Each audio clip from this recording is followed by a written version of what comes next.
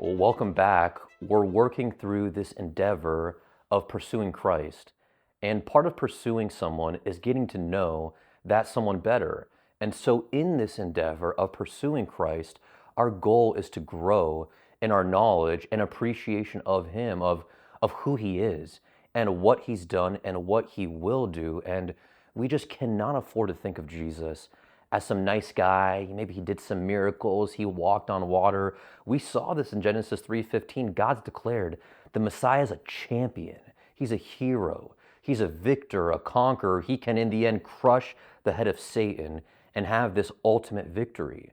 And so our whole discussion of this verse as the proto-evangelium, as the first gospel, the good news of how God will use the Messiah to have total victory over Satan in the end, it now brings us to this last phrase in Genesis 3:15. And listen to this last phrase. And you shall bruise him on the heel. Now we know the Messiah will bruise the head of the serpent, as in deal a fatal blow and crush Satan once and for all. But there's a twist here, because not only is the serpent bruised, but even the Messiah is bruised. Not on the head though, on the heel. And put it this way, yes, the Messiah will win in the end, but there will be pain, that his victory comes at a cost, at a price, and that price is himself, his own life. And if you're thinking, hey, that sounds a lot like the cross, where Jesus dies in order to conquer sin and death and bring about this victory for his people, that's because it is. The Old Testament already, even as Genesis 3:15, is anticipating the Messiah will die. He not only wins for his people, but he also dies for his people. Theologians refer to this concept as corporate solidarity, where the one represents the many. And in the same way that a king represents his people and his kingdom, or even how a president represents his people and his country, God has declared that he'll give his people the most perfect representative, that he'll be what you and I could never be, and he'll accomplish what we could never accomplish, which means even this: his victory over sin and death and Satan, that can become our victory. And one of the greatest questions of the Old Testament is simply this: who? Who is the hero of Genesis 3:15? Because when he arrives, everything will change. Nothing will be the same. And on this side of the cross, we even know his name. It's Jesus Christ. But this question of who is still a tension in the Old Testament, which actually brings us to this verse, Genesis 4, verse 1. Whenever Eve gives birth to Cain, listen to what she says.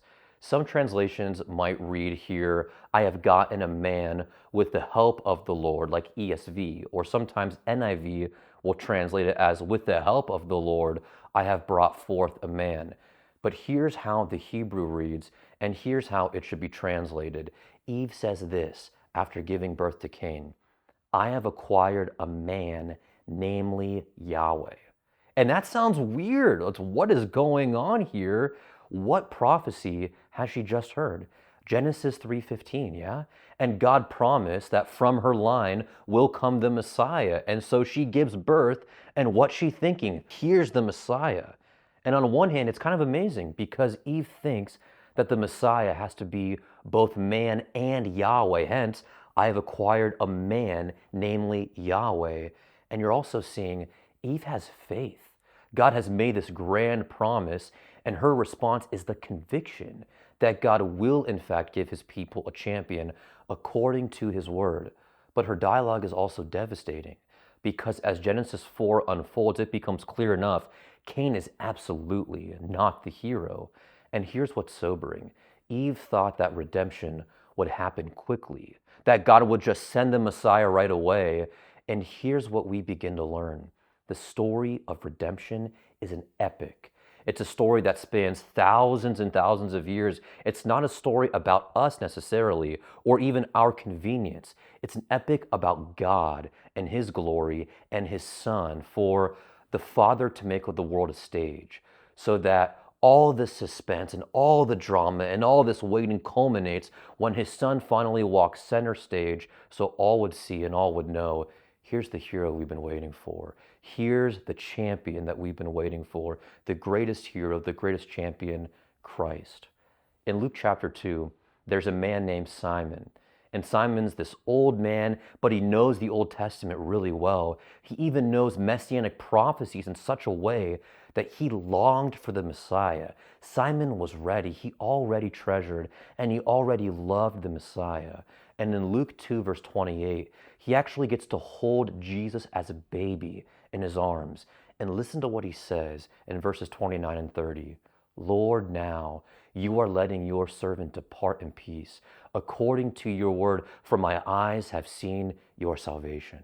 That's what these Old Testament messianic prophecies do.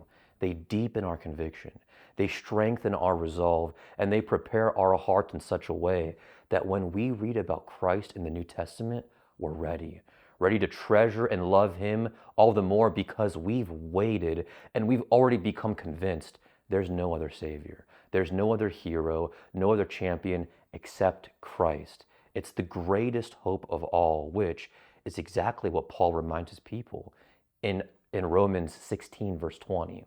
And listen to what Paul says there.